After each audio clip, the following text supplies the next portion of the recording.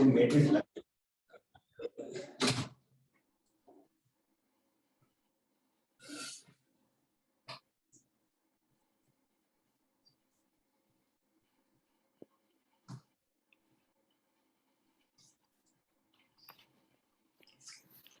evening. So I welcome everybody today to the webinar on Discover Design by JS Institute of Design. Today we have some really interesting topic on ethics, professional ethics. And we are going to be talking to Sidhartha Talwar, who has a lot of things to talk about, managing ethical dilemmas in design. Of course, design is a profession which has a lot of queries to be answered. And that's the reason we have floated the Discover Design series of webinar. And throughout the year, we have talked a lot on the what of design and the hows of design and the whys of design. But one of the topics that we really thought it is high time that we touched upon was we all have queries about and a lot of misunderstanding about ethics, especially professional ethics, the way we practice and apply ethics in our work. So I've invited Siddharth to talk to us about that. And so today's going to be very interesting. So let's look at I just need to tell you a lot about Siddharth because it's really interesting, his journey in the field of design. But before that, let me invite you guys to put in any questions that you have while you're listening to us in the Q&A function, and we will take it up post our conversation. But in the meantime, some of your questions may of course be addressed while we are discussing. Now, Sidharth is the principal designer and co-founder of Studio Lotus. It's a New Delhi-based multidisciplinary design practice that he co-founded in 2002 with Ambrish Arora and Ankur Choksi. So welcome, Sidharth. I just want to say a few more words before I hand over the platform to you, where I'd love to hear a little bit more about what your company has done. So it seems your work spans the domains of master planning, architecture, and interior design, the practice of which is grounded on the principles of conscious design. I found this really interesting because when you make a statement about conscious design, I immediately think of your organization as a company based on certain beliefs and principles, and ethics could really be one of them. And that's one of the reasons why we approached you for this particular webinar. It seems it's an inclusive approach that focuses on rigorous process as much as the end result. I would really be keen to hear a little more about that. And I'm sure it'll come out of all the questions or the conversation that we have between us. Just want to say a few words about the kind of projects you've done, and please feel free to add on to it in our conversation as well. So one of your most significant projects is Krishi Bhavan at Bhubaneswar, which integrated governmental functions with direct community engagement and education. So here again, I find projects that you've worked on seem to really be socially be sensitive to people who are going to use that space, or the functions are always related to being concerned about the space around inside as well as the environment around you. And I do think that we will address a little bit of that in our conversation later on. So this project has won international acclaim, receiving high commendation in the office buildings category at the World Architecture Festival in 2019. So congratulations, that's great. Your organization also has been supreme winner at Surface Design Awards London 2020, Future Arc Design Leadership Award 2020 in the institutional category, and the Achievement Award at the CITC Vishwakarma Awards 2018. And that's really a long list, so many congratulations. But more than that, I would really be happy to hear from you so that you can share your experiences in the way you have operated through your work platform, or the design platform, to apply the ethics that we talk about. What does it mean, and what were the kind of dilemmas that you faced? So today our key takeaways would be, why is ethics needed in service industry? I mean, design is a service industry, spanning across many streams, right from space design, buildings, to clothing, to products, communication. We are all in the business of service industry. Um, and we come across such kind of dilemmas through the way we deal with our clients, through the way we communicate to public, and what impact it has later on. We all need to be questioning this while we are working on the design solution. So, what are the aims, objectives, and principles of professional ethics? Of course, it's not going to be a theoretical conversation today. We want to talk about the real life issues and dilemmas faced by designers and situations. So, the influence of professional ethics in developing work culture, very important, because this is what I heard Siddharth talking about his company, and I felt that's the way he has thought of, he and his colleagues have thought of, and I would be looking at inviting him to talk a little bit about that.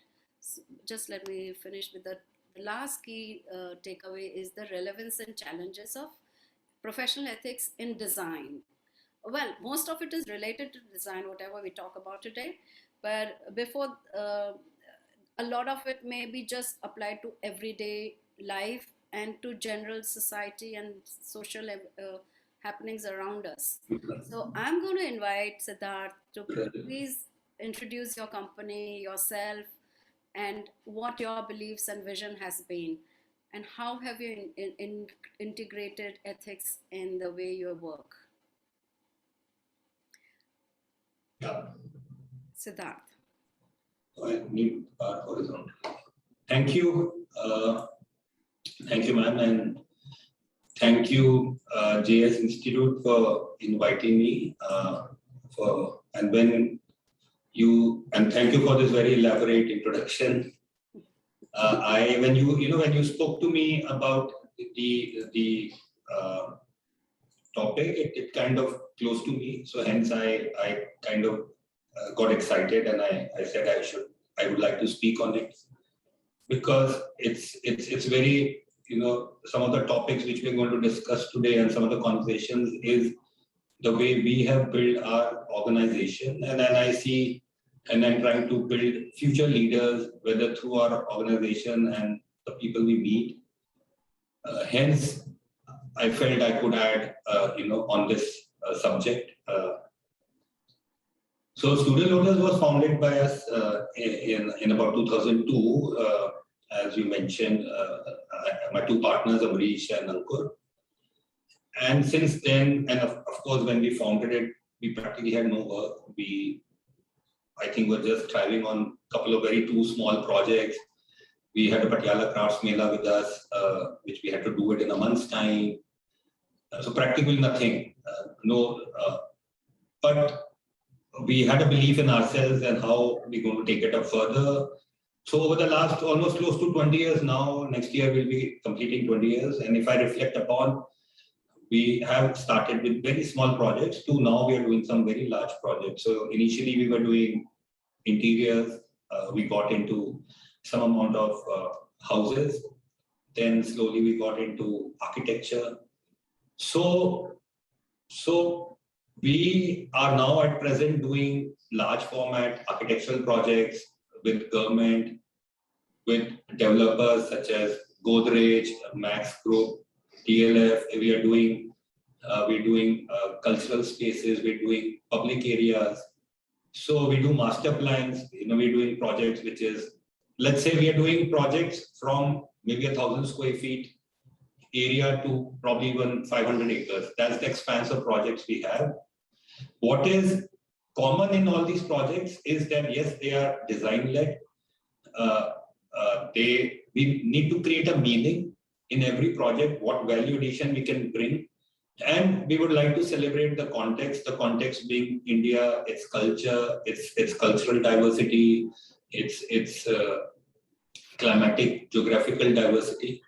So that's pretty much the common theme. But, and you have this page open in front of you, it kind of talks about what I'm saying.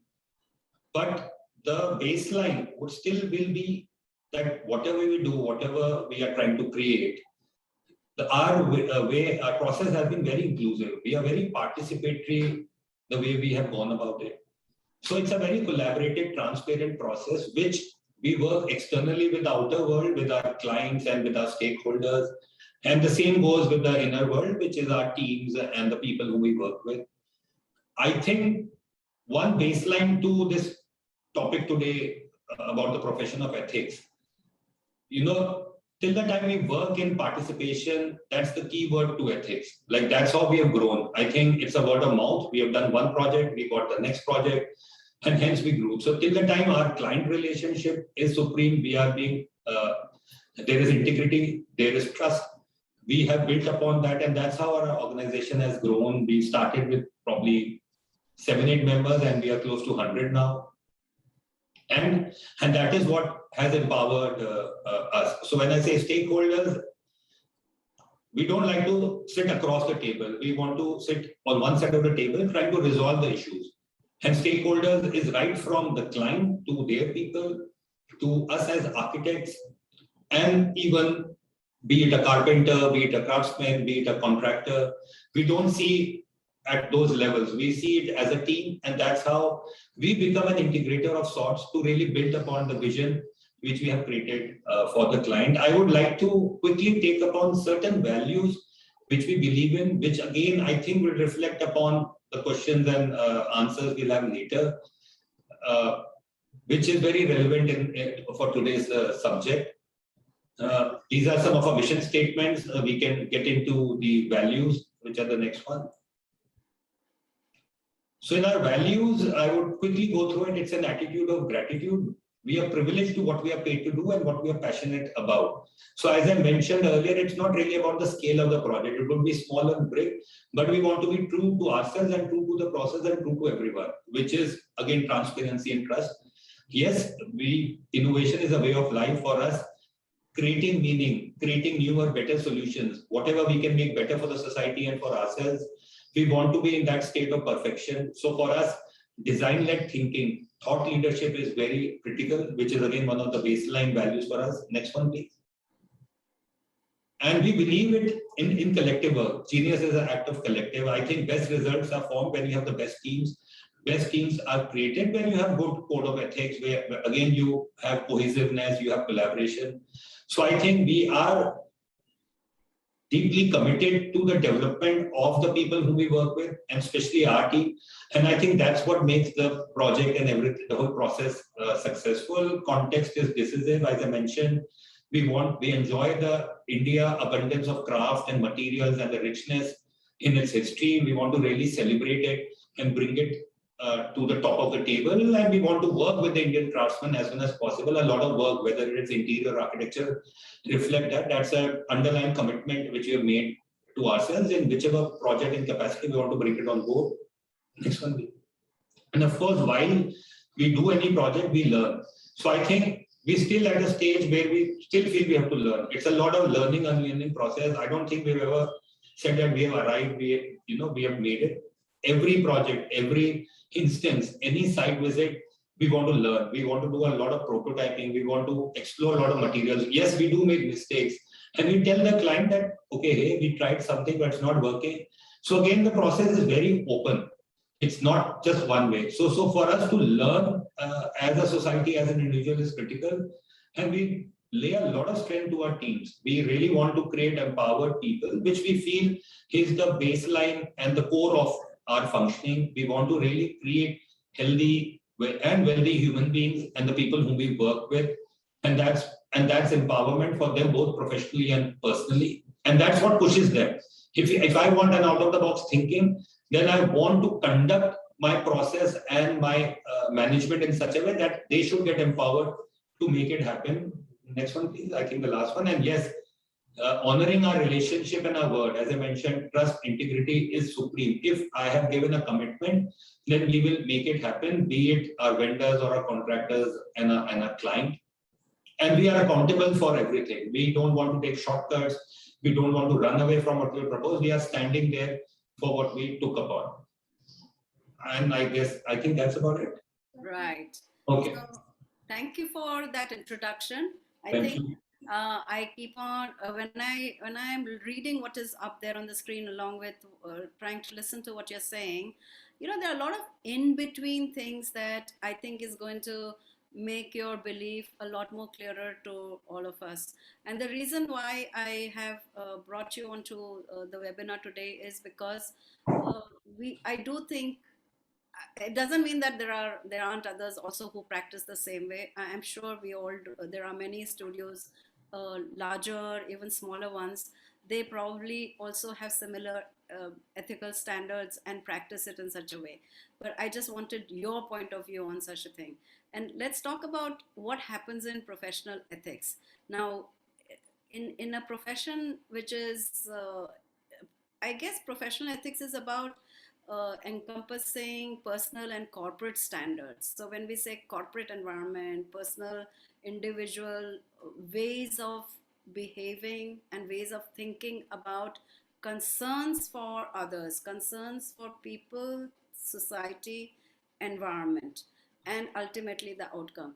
And that is all encompassed within professional ethics. So in case like design, such as design, a designer is normally associated with not just the service portion, but also in the service, they would probably have to deal with clients, they would have to deal with vendors who are working along with them, also with various kinds of the colleagues, their own colleagues in different hierarchies. While this is a common way of working, a lot of small matters come up, and which I think really, I don't know whether we talk about it much, but I do know I belong to the education part of it, and I keep on hearing this from the youngsters who really have this question. So I'm going to put it to you, and perhaps you can clarify some of these things for us. So for example, if when the designer is being interviewed by you for a placement at your company, and you find a lot of the work being finished beautifully in the portfolio, and somehow a lot of people, most of the people who are applying to you probably have very similar kinds of portfolio, right? Well finished because they all use softwares, and also very similar kind of work.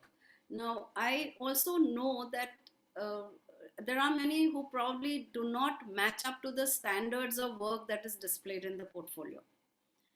Do you think you as a company are able to figure out who actually has done the work, original work? Are they able to do it because of only support of certain technology that they have? Or is it that there is a tendency in a field like us to also get support from outside for their portfolio, to at least project a good portfolio? Do you think that happens with you? And are you able to figure out as a company when you interview people? Yeah, it's not a burning concern, I would say, when it comes to us. It could have happened years back when there could have been cases, but it's never been a burning issue for us. So a couple of points here. Definitely, when the portfolios come to us, and after actually going through portfolios, there would be at least 50 portfolios coming every day. Now, over a period of time, we have built upon the fact that the portfolio is coming from which institute, for example, and just the institute also becomes critical. Just because I know that certain institutes, the quality of people coming in, the quality of students coming in, and the quality of portfolios. So that is one level. Now, and of course, there are some very beautiful portfolios, and there are some very badly structured portfolios. Of course, portfolio creation is a big art in itself. Now, when I go through the portfolio and go through the skill set. What we have done is, of course, we invite them for an interview. What we have created is a skip level interview. So if I'm looking at a position of an intern, which is probably not an important position as of now, just for a duration of maybe 6 months, 12 months, we purely look at a skill set. And in order to test that skill set, we give them a kind of a demo test. So in order to check that capability, whether it's the software and the technical advancement we made, we would do a random check, like a random test, you can call it, an half an hour test, where we would ask them to make something or do something, and immediately we know that what they have really shown and versus what they have actually done, is it at par? So we do that. And then, of course, if it comes to more senior positions, we have multiple interviews. So whether it's the team lead first doing an interview and then that person finding that the interview relevant for the next level, then a senior position will be brought on board, and hence we are able to manage that position. So through these kind of couple of procedures, do that. Baseline is that selection of any person is still a very gut-based feeling, I would say. It's very instinctive for me, at least. I would really rely upon the attitude of that person. So, for example, if somebody is not really at par for the, at the skill set level, for example, it doesn't really, till the time he or she has the right attitude, to really progress, to really learn, I would really end of the day go with the, the personality and attitude of the person, and probably take that risk and a plunge. And that's how we bring somebody on board.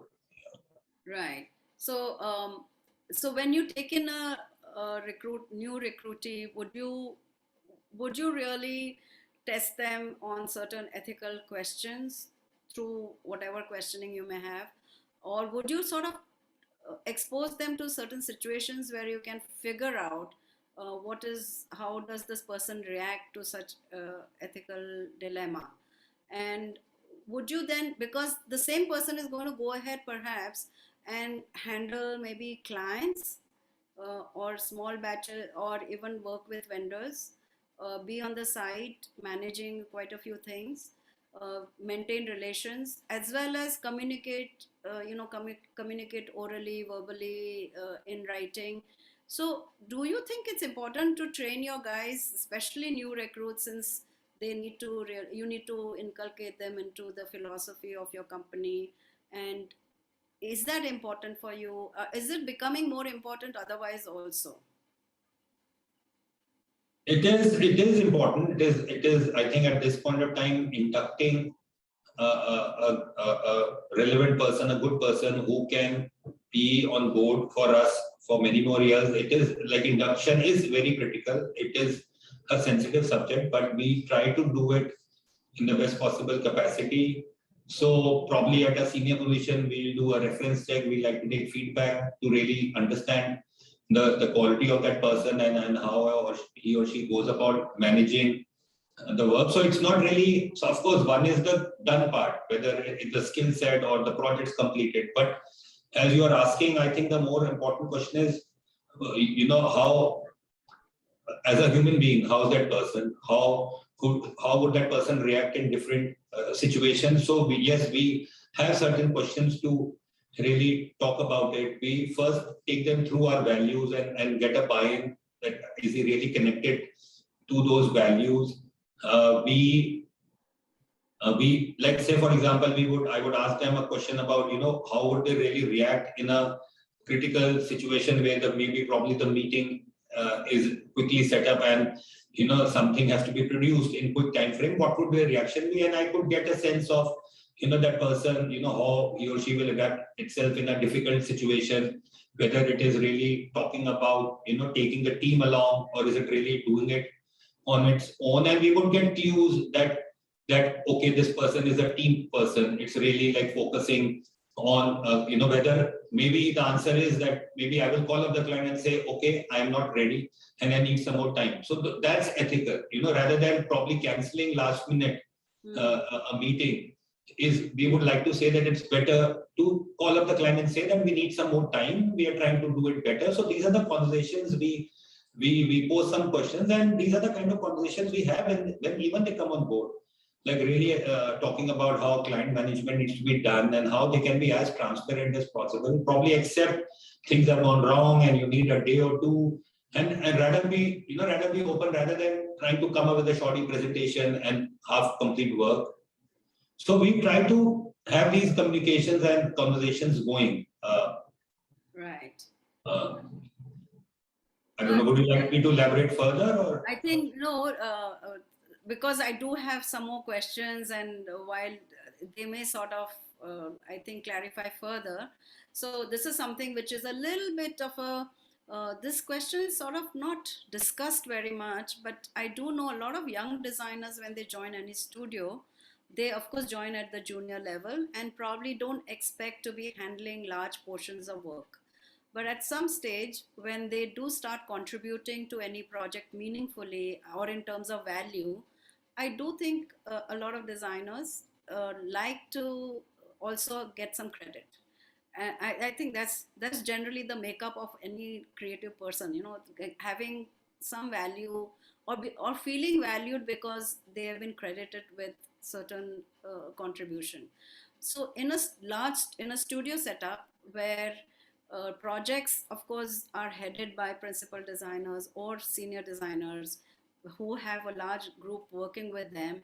And many times it is the studio and the principal designers who get accredited.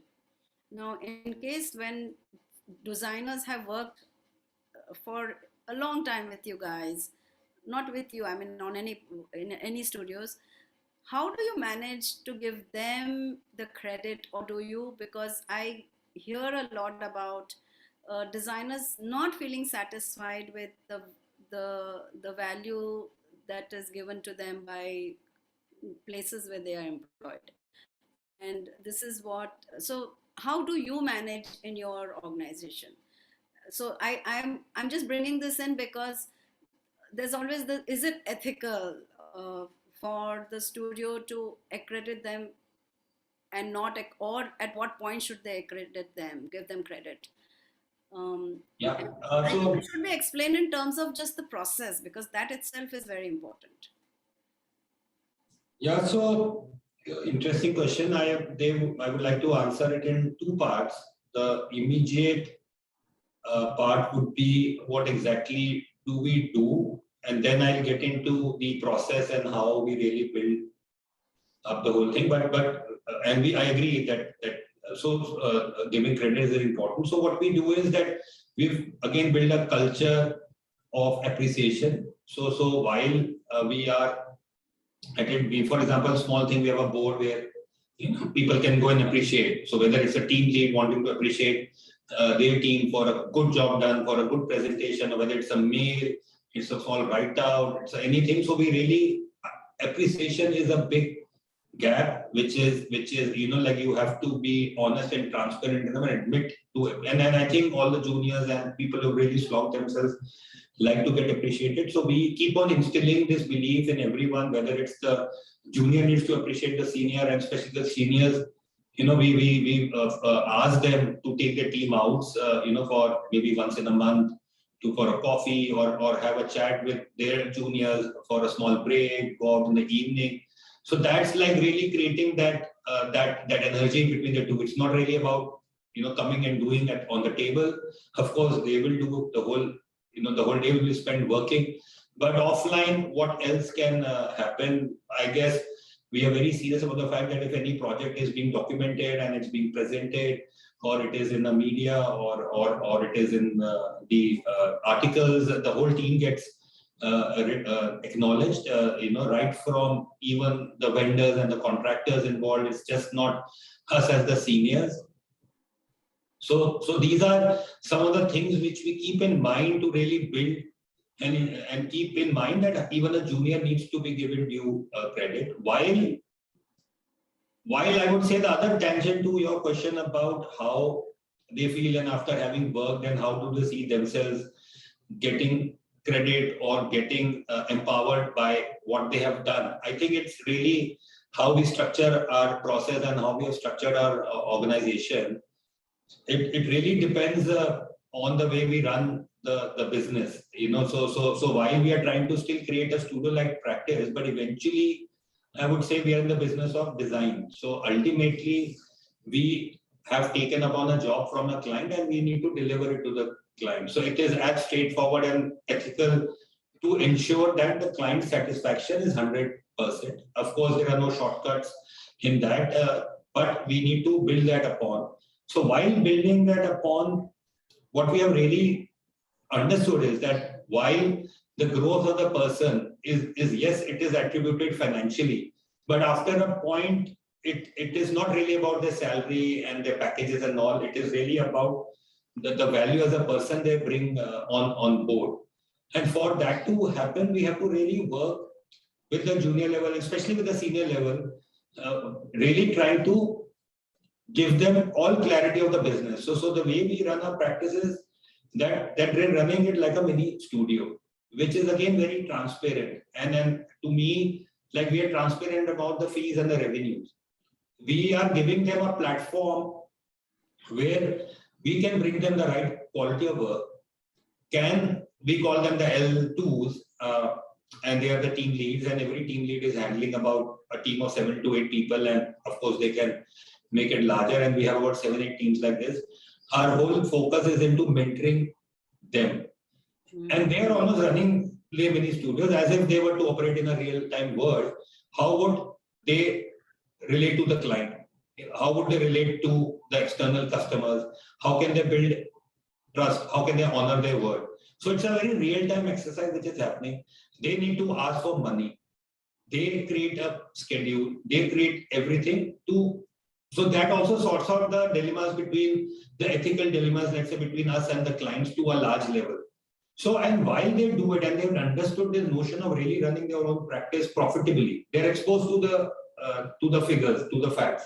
So they really know that how much are they spending and how much are they bringing about. So that's how we have run the practice and created. Like, the biggest thing is, as against certain design firms or architectural firms which are really working by their name, I think we could have named ourselves in our, we could have set up the company in our name, but we were very clear in the beginning, it will be not run in somebody's name. We called it Studio Lotus. The idea is to create much more principals like us, much more associates like us, to make a much larger. That's how we've grown from 5 to 10, to create that, to take that organization structure to it.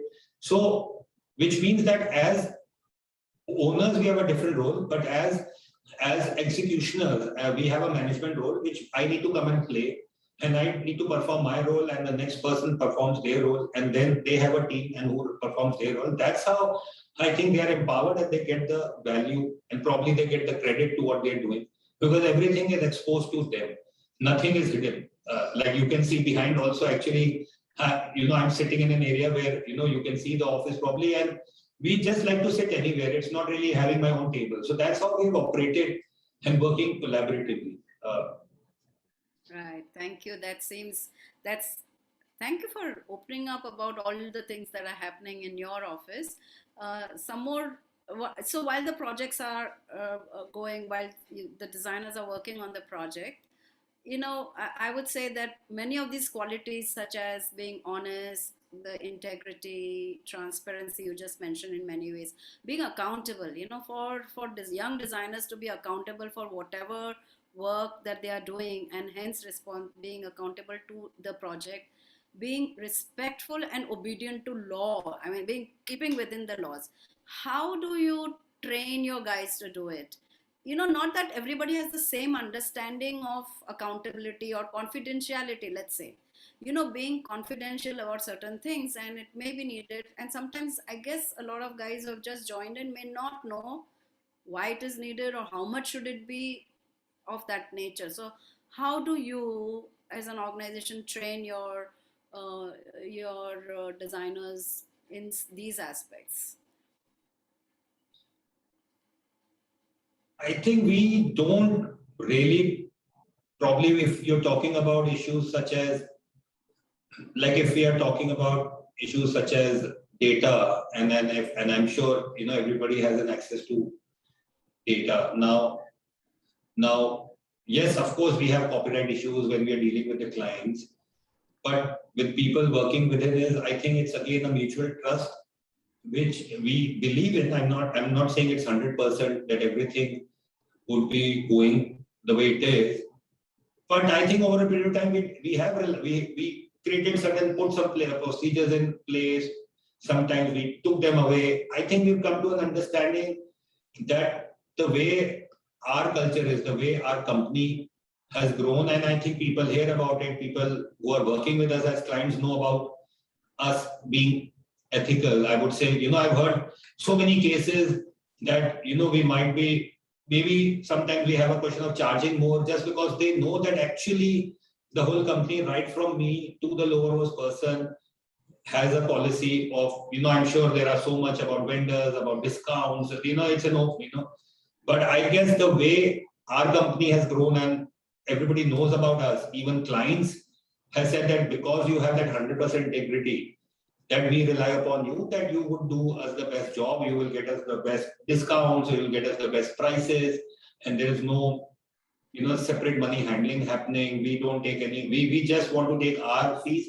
We're not really looking at any other forms of income. And I think that set the tone for everyone. So I think it's just a translation of what the tone you've set in the beginning and then kind of translates down. Maybe out of 100, it would have been a couple of cases here and there, but I think largely we realize that even the people joining, and by the time they come in, of course, there are the first 6 months of probation, and we find that the person has done an unethical practice, whether it is more in the HR level or a personality level or even a code of conduct which is not correct, maybe some information has been passed on. So we give each other time and we would not take that. And then we are very strong of not really having that person on board. But once they have come on board after reviews, feedbacks, if we are making a person, confirming a person, we have a feedback session, we take input from different people. And once we find that that person is stable enough to be in our office, I think on the whole, we realize that we haven't come across a major, a practice which is a great violation as such, because I think it trickles down from the top. And people have heard enough about us. And I think they also know that this kind of practices really don't exist. So I think if we had a practice of such nature, it would have trickled down. Since we don't imbibe in that kind of a practice, I don't think nobody. And if the question is, or if the example being that if there is a sharing of data, for example, to external, I think, we like to work collaboratively, whether it is internally, externally, whether it is with other architects.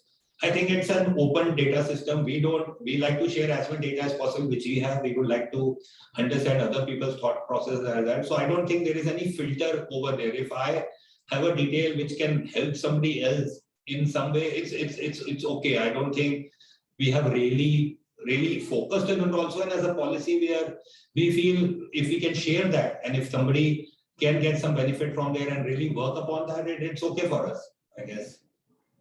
Right. So that is about, I can hear a lot about how you people handle it, and perhaps this has come about through so many years of you building up your organization to handle this. How about when you work with clients and with, let's say, collaborators, any kind of collaborators? There would be instances where things don't work out the way you have agreed upon. Your terms may have been, but due to whatever reasons, and then there is one of you, whether out of the two collaborators, one of you is completely dissatisfied and feels that wasn't ethical. So how do you handle this? How do you resolve this problem? If it's a business problem, I guess it can be resolved, in terms of, okay, settlement of finance, etc. But in terms of ethical issues, do you bring it up at all? Do you talk about it? And do you think that gets left as is? You are talking when we are doing a project with like we are talking about us and the client. You with the client, or you with any other collaborators? Yeah, they could be collaborators who are, of course, the civil construction companies and things like that. Are these things which really get settled at all, or is it always just business financial deals, or not only finance, just business deals which need to be resolved only at that level? But would you then continue working? For example, let me give you an example. I don't know if you do turnkey projects, but there would be instances where, let's say, low quality products or material may be used by a collaborator, and the designer either turns a blind eye or doesn't bother, or does not push it too much. So does that, I mean, it is unethical, but in terms of business, there's profitability. I mean, there are many of these things which, so how are these things managed in, let's say, in your organization? Yeah, we are very anal about these aspects. It's very important for us. As I mentioned earlier, we are really serving the client, and for us, the fees we are getting is our fees. Until unless the format given to us that it needs to be a percentage fees, then we go by that. Otherwise, we mostly work on a lump sum basis. Our intent behind giving a fixed fee is really to make the client's project happen in a certain time frame and in a certain cost. We don't, as a practice, like to inflate the cost. Hence, we get a benefit on our fees. So that's more on the financial front. I'm just covering that aspect quickly, and that's how we get a buy-in with the client. Our contracts are very rigid, which takes care of any issues which can come later up. We go through so first the contacts of the clients either comes through a lot of past record, a lot of RFPs, our technical standards, our financial standards. So baseline is that maybe out of 100 clients, they could be followed with one or two clients on certain issues, but we are able to manage the financial issues largely, again, 95%, because we have a very strict procedure, like an SOP for getting sign-offs. I think there was a question also asked, so I'm also answering that we get sign-offs either on email or on paper. We have a form where we know that, okay, we have done this work, now you give us a sign-off and we raise the bill. So there is a SOP created, like many other SOPs, there is SOP created even with the client for that purpose, which mitigates and lessens these kinds of instances. Now, as I mentioned earlier, since we have a track record of being very transparent and we have no system of kickbacks or whatever you can call it, I think the client knows it, and that works in the favor of looking at our collaborators or our contractors. In any case, we get a lot of prototyping done so that later on issues of detailing or issues of substandard materials don't arise. But if there is a substandard material or there are glitches or variations from the BOK and all that, we are very rigid about it. We would immediately ask them to do it again. And I don't think any of the people whom we work with, even with the people whom we work, even if that case comes, they know that they have to change it. There is no dialogue on that. So because there is no one to question us in that sense, like there is no favorism happening. We are set out our team. We want you to do a good quality job. We want to give you the drawings and the specs, and the client should get the best result. Now, if a client is shortcutting things, we would have a dialogue with him not to really do it. We would keep on having that dialogue, not to give in, so that he can start using substandard materials. It's a lot of exercise, a lot of time goes into it, but we like to really tell him, we want to show him the picture ahead, that what is best you're getting, and then it takes a time and process for him to really know that, okay, if you are really trying to save some 100 rupees, maybe down the line it's not going to help you. So we have to constantly be working with him rather than giving it. And that's the way we have gone about our work. Right. So I'm going to next ask you something which is, I think, your general opinion. I'm not sure. It doesn't really happen, definitely, perhaps not in your organization. But there is a tendency now for generally many practitioners to use Google as their database. Just they take a lot of inspiration from there, and sometimes inspiration is directly picking up perhaps even floor plan, as basic as that. And so this has become a common norm across all streams, and I'm not just talking about interiors or building or architecture, clothing, products. I mean, there's a real lift of happening from Google. What is your opinion about that? What would you like to advise? And I just wanted to know what you think. The way we go about it in our office, of course, in the digital world and the data available, there is no end to referencing and whether we call it copying. So I guess the way we conduct this exercise with our team leads and with our juniors is first to not use it. So if any given instance we find that, like I'm saying, forget about copying or something, but even for them to use it, we have to have a lot of discussions and what is the purpose behind it. First, so we don't allow it. Like we should not have a presentation or a discussion going on, just keeping in mind that, okay, I saw this, now I'm creating this. So that discussion doesn't hold. So that's like, we would rather say, okay, go back and think about it and then come back. Otherwise, I'll give you the answer. So that is very critical in that aspect. Now, yes, at certain stages, if we were to use a reference, whether a floor plan or any detail, it is really about particular aspect of that design to really not say that, okay, let us make this. The conversation is not about, okay, should I make this?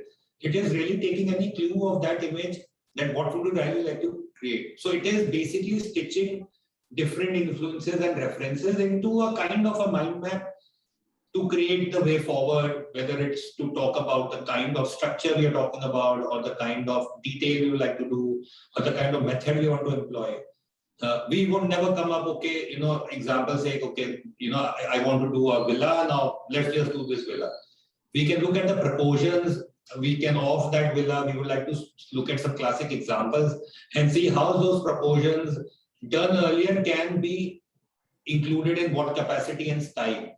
That is the kind of dialogue going on. But if there is ever a case if I know that, okay, we have really kind of referenced it and deeply influenced by something, we would say no. So they need to go back and come back, because anyways, the process of design is really influenced about a lot of aspects. So since I said for us, even for a home, difficult and the simplest of our exercises, forget any other project, it cannot be replicated because there are so many factors involved. Whether it's cost, it's the geography, it's the climate, there are so many things which anyway influences the final product. It can't really be influenced by by some other work done. But even for a house, there are a lot of factors involved, whether it's again the weather, the sun, the openness, everything. It becomes very difficult. Yeah. So if there is a discussion on a courtyard typology, for example, yes, we can look at an example of a courtyard typology, but the discussion would not run, okay, just make this house. Right. That's way. Right. So I keep on hearing, I guess some of the things that you talk about is really things which develop from the beliefs that your founders had, and perhaps the others who joined you brought in their own beliefs, and it developed strongly into something which is now your vision. So do you think also, if professionals or designers were to really start imbibing ethics as part of their professional, the way that they work and in everyday things that they do you think it should start from education, from the time that they get educated, formally educated, or perhaps even earlier from schooling? What do you think about that? Because we don't have anything as such in education. I don't think anybody mentions it. However, there are undercurrents of such discussions when you find some work being copied, maybe some student passing off somebody else's work as their work, and quite easily. Some of these things can be done very easily when the numbers are huge and teachers do not really have the time to really spend to investigate many small things. What do you think education should be doing in such a sphere? Yes, of course, there is a huge gap between the actual act of practicing design versus education, and that's been our very core idea of really creating a process and our way of working and the way we work and operate, which I mentioned earlier, which is why this got generated, because there is a big gap between the academia and the education and the actual act of practicing and running your work as a professional. The education really does not really touch upon the actual code of conduct. Maybe I don't even know that whether in education, and I'm talking largely from an architectural background, whether even the CO norms of what are the professional code of conducts or what are the services to be offered, can you advertise your services? I don't think even that is really run in education, or maybe it is run, but going beyond that, that when it comes to actually practicing your work, really, and your work is really conducting a project from beginning to end. It's not just giving a design, it's to make it happen, to make it execute, to look at your fees, you look at your remuneration, how will you get your money. It's all about everything as if you were to complete a project and you have different milestones and all of that. And the more and more the kind of people, and pretty much everything, when people join, they have no idea about it. And which is why our focus has become on how you manage the design. Yes, of course, you could be a great designer. You might have come from the best of the institutes or the best of the education, but how can you really manage your profession? How can you really conduct your profession? That has been our key, and that is where we keep on mentoring people and working with them, which is why after us three, Pankhuri Asha joined, we are now 5 principals, there are 8 team leads, there are multiple layers to it. The whole idea is to run it like a practice and how you can run it professionally. I don't think so I have been to different institutes and touched upon this subject, but the idea is to really, and I agree it's a difficult one where how much as a practitioner, as a professional, I can give time. But can we introduce and have sessions or moderate sessions where we can give them, what really lies ahead? What does a studio, like anyone, a small studio, a large studio, 20 people practice, 100, what do they really expect when you pass out? So those modules could be run. The modules on even, I would say, the art of prototyping, portfolio making is important. And can we introduce them that how to really, like what is the translation after your work and now you've got into the act of running your practice? There could be modules run on that so that they are little prepared what goes ahead. I think we'll take you up on that as well, Sidharth. So we are going to talk after this meeting. But I have some questions from the participants. There are 2 questions which I'm going to just club together from Jatin Bhatt and Raimala Mathan. They have asked, can you share specific situations with the reference to ethical challenges? Anything which you can think of. Raimala has a similar question. Have you come across such ethical dilemma in your organization? To do with internal working or dealing with external members, and how did you handle that? Yeah, there have been actually few instances. The one I clearly remember, which is close to me, which is where we were working with a difficult client, and they had a different level of expectation about the way we were operating, and then there'd been a little disturbed scenario where we were conducting what we were doing, and then they used to get it done in a different way without really our permissions, and in a way possibly they were changing the design and everything. And then of course at some point they brought a PMC on board, and probably of course the project manager, because it was their project manager, he sided with them. And I think, and there was an instance where there was some structural failure where we felt, of course, was that no necessary precautions or necessary steps were taken before casting a particular slab, and knowing that it was an issue of the project manager, but the client also went along with the project manager's statement of some fault in design, and we had a lot of back and forth going. So I guess at that point, we felt that we should not be participating in the project anymore. And we had a discussion, and we kind of said that, okay, this is not really working, and let's part at a rather than it's getting more messier. We did a lot of work. Of course, we would have been paid, but we didn't get into really, and then we sided ways. Probably these are the kind of situations which has come where at some point we need to take a call that whether even as an architect, they are really looking at our services, and if they're not really looking at the service, what's the point of just, because if it is not going to be made in the way we have envisaged, then as a practice, as from a code of ethics, why would I invest my time on it where I don't know whether it is going to be even built or not? Right. And sometimes we have left those projects on a mutually basis rather than it hitting us later. We kind of take that call and part ways. I think ultimately it also builds on to your business reputation. Of course. So that's you're right. So another question which is similar, but this is something to do with what happens when a client wants something that is influenced by design on the internet, and they bring that and say, this is what I like you to do. How do you deal with these kind of requests?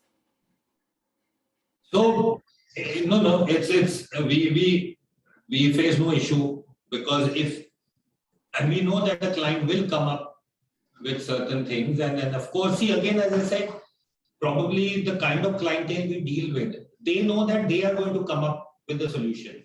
So they also know, they are educated enough not to really come up with that request. Like if I'm doing a particular project and they say I want this, then I would say I can't do this. So it's as simple as that, because I'm not there to please. I know that he has a requirement and I need to take care of the requirement, but not so it does not really happen in larger projects. Yes, in homes they come back with 100%. They come back.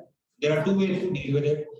Right. If they say that, okay, I want a Spanish villa, I would say I can't do that. You come to the wrong person. I can suggest you to the right person, because I can't give you your Spanish villa look, because this is what we don't do. So it's very important to have an alignment with the client in the beginning about his aspiration and our aspiration.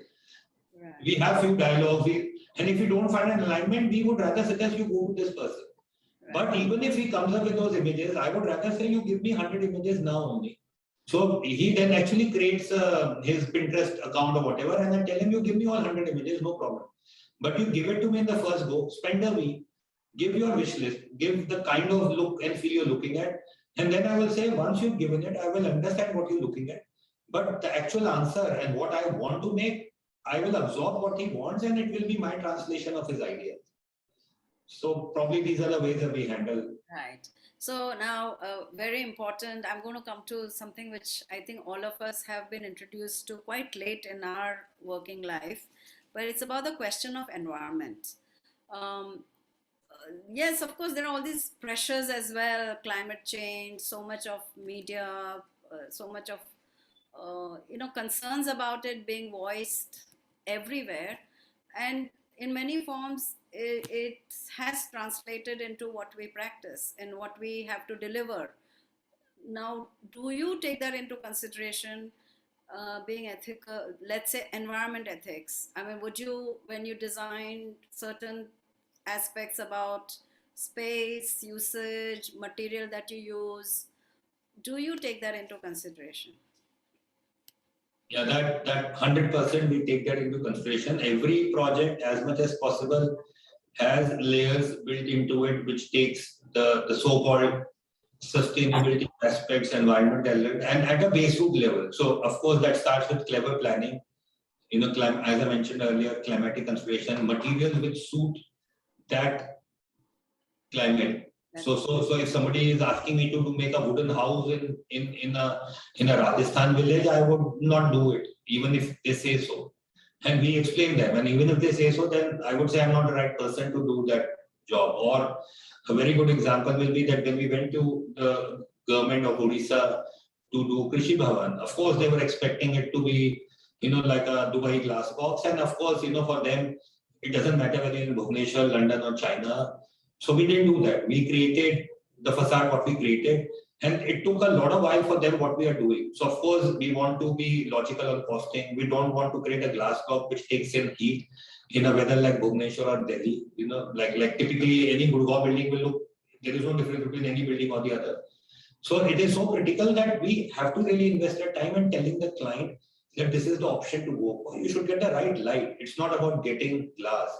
And now you can see the result of pushing based on that. And then they understood it. After a few months into the project, they said that what are you really talking about? Now we understand it.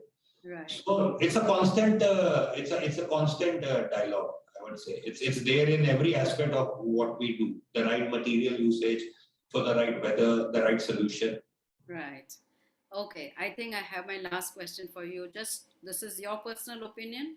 Do you think that is the design field needs a code of ethics, such as the medical field has, they make their graduates take an oath, the Hippocratic oath.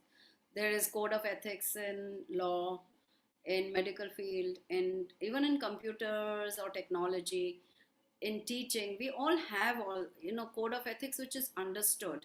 In many of these fields, they are written down and people are made to take oaths.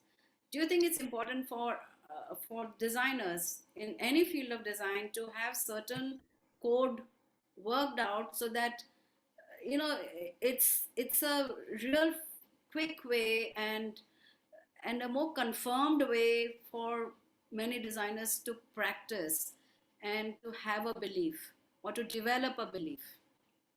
What do you think? If I try to connect it with maybe the CEO norms, because that is the only norms which exist for a profession like us. If I probe into it, yes, there are certain in a more, not in a rigid way like for law or medical, but there are some code of conducts or ethics written about not taking discounts or not taking commissions or not suppressing the other architect. There are those codes which are there, and the only challenge is like how many people like go with it. Like definitely laws have become stronger. So of course, any design you're doing, any structure you're doing, you're also responsible for it. It's just not the engineer, even the architect is responsible for it. So by default, whatever we make, whether it's the fire norms or the building norms or the material norms for the construction, they are followed. So yes, when we are doing houses or anything, like 100% bylaws are followed. We won't end up into giving something which is beyond sanction.